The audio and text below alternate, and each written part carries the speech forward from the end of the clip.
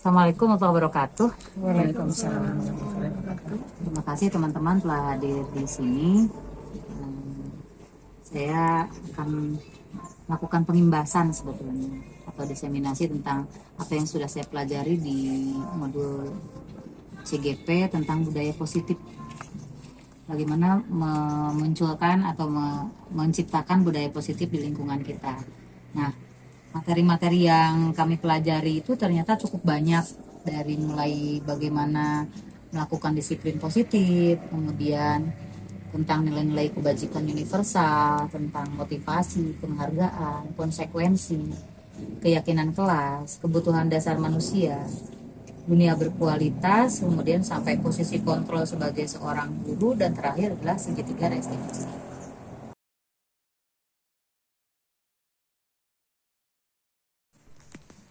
Nah, yang pertama ingin saya sampaikan adalah tentang disiplin positif. Disiplin positif ternyata di dalam suatu lingkungan atau budaya yang positif, itu yang pertama harus diterapkan adalah disiplinnya. Kita bisa nggak menerapkan disiplin itu di lingkungan tersebut? Tentu saja kita sebagai guru, dari diri kita sendiri dulu kan, dari kita dulu bisa nggak berdisiplin, kemudian nanti kita bisa nggak mendisiplinkan anak-anak gitu ya. Kemudian setelah diketahui, ternyata yang paling baik itu disiplin itu kalau munculnya dari diri sendiri. Disiplin dari ada motivasi intrinsik untuk disiplin gitu ya. Jadi anak itu disiplin melakukan sesuatu yang kita perintahkan, tidak hanya takut karena hukuman, takut ditegur gitu, tapi muncul dari kesadaran diri sendiri untuk disiplin. Itu lebih penting. Nah, yang kedua adalah tentang nilai-nilai kebajikan. Nilai-nilai kebajikan universal yang kita anut di kehidupan sehari-hari, misalnya apa sih ya, kayak jujur itu enggak, apalagi ya kira-kira, tanggung jawab, sopan santun, boleh, kira-kira apalagi, kayak kreatif, kerjasama, betul nggak?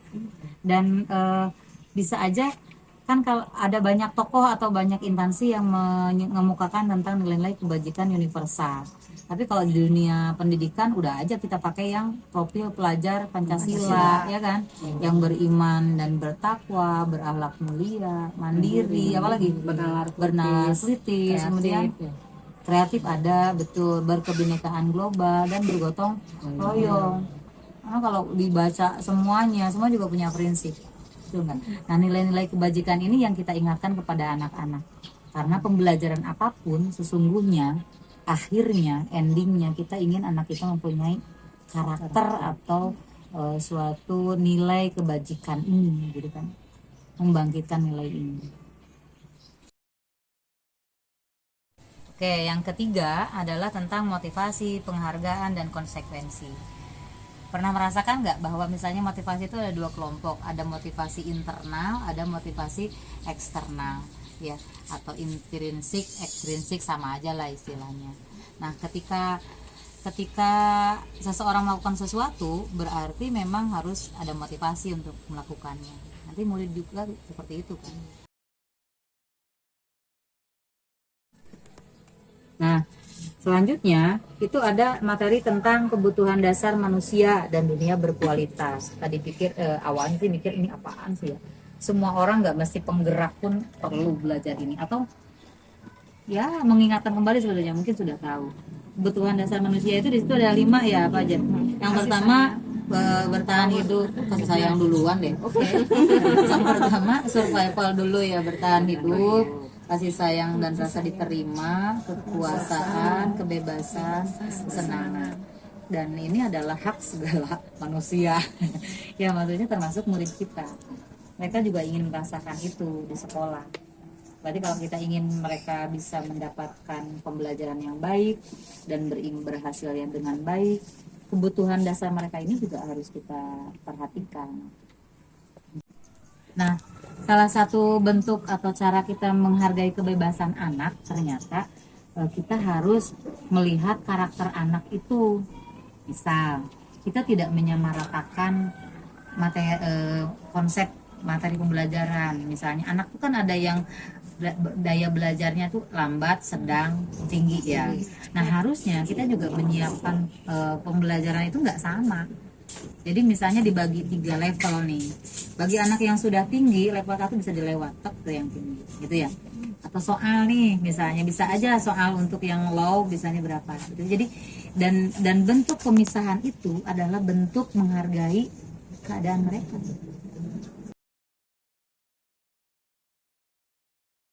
Nah, selanjutnya dari materi berkaitan dengan pembentukan budaya positif di sekolah ini ada yang disebut dengan 5 posisi kontrol. Teman-teman, ternyata kita sebagai guru di depan anak itu bisa memposisikan diri 5 macam nih.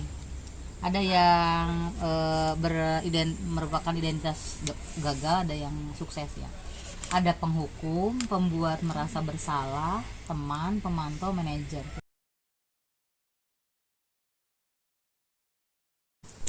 Nah, yang terakhir di materi bagaimana membentuk budaya positif itu adalah tentang segitiga restitusi. Sebetulnya segitiga restitusi itu diterapkan oleh seorang manajer, guru sebagai manajer gitu ya, di dalam suatu pembelajaran.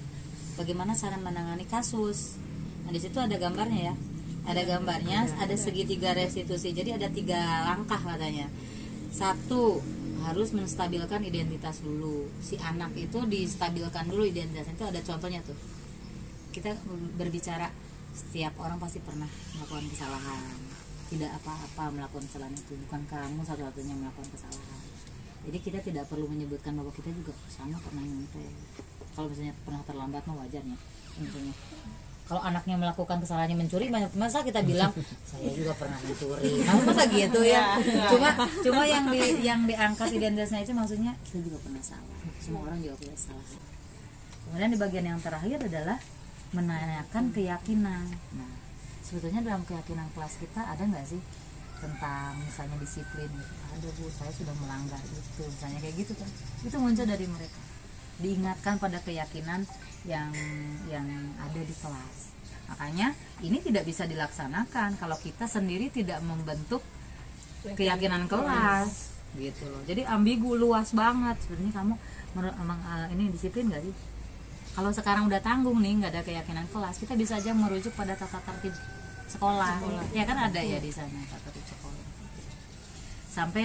Sampai di akhir ditanyakan kepada anak, kamu ingin jadi orang seperti apa? Sebenarnya saya pengen jadi disiplin Bu, saya akan berusaha seperti ini. Jadi gitu.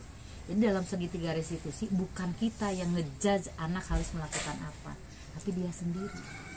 Dari mulai diakui bahwa disadarkan bahwa nggak apa-apa, orang lain juga pernah salah. Terus kenapa melakukan ini? Kemudian nanti alasan mereka muncul. Terakhir diingatkan pada keyakinan atau prinsip nilai yang ingin atau dia langgar. Sampai kamu mau jadi apa? Kamu mau memperbaiki ini tidak? Ya saya. The end. Jadi kita sudah melakukan suatu tindakan yang membangkitkan karakter dia, bukan suatu hukuman, ya kan? Bukan juga kamu berarti konsekuensinya ini ya, itu konsekuensinya. Gitu. Tapi kalau misalnya, oh iya Bu, saya itu sebetulnya pengen begini, tapi ada gangguan di rumah karena ini. Nanti dia akan mencari solusi sendiri. Gitu teman-teman. Intinya katanya kalau kita bisa menerapkan ini kita jadi introspeksi ke diri kita sendiri.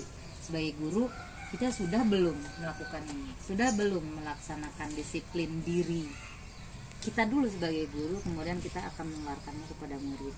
Sudah belum kita menegaskan nilai kebajikan kepada anak, sudah belum kita memotivasi anak dari dalam diri, memberi penghargaan dan membedakan antara penghargaan dan konsekuensi. Keyakinan kelas sudah kita bahas. Kemudian yang menarik tadi ada dunia berkualitas anak yang mungkin di luar dugaan kita, yang perlu kita hargai, gitu. Kemudian apakah kita akan memposisikan diri sebagai apa, dan sekarang posisi mana nggak masalah, tapi ke depan kita punya cita-cita untuk memperbaiki posisi kontrol kita kepada murid. Terakhir kita bisa menerapkan segitiga restitusi ini kalau anak ada masalah. Kalau ini semua terbungkus rapi menjadi suatu yang secara kolektif kita lakukan bersama-sama, kita harapkan di sekolah kita menjadi lingkungan yang positif buat anak berkembang dengan baik. Setuju tidak? Sekolah ramah. Setuju nggak? Kalau semuanya nggak cuma satu dua, kemudian kita saling tularkan, semuanya mulai memperbaiki diri, bagaimana menangani anak, nanti akan ada lingkungan belajar yang baik, budaya positif yang baik yang sudah terbiasa dialami oleh anak. Bermula dari sekolah. Gitu ya. Terima kasih atas waktunya. Itu saja yang bisa saya sampaikan. Assalamualaikum warahmatullahi wabarakatuh.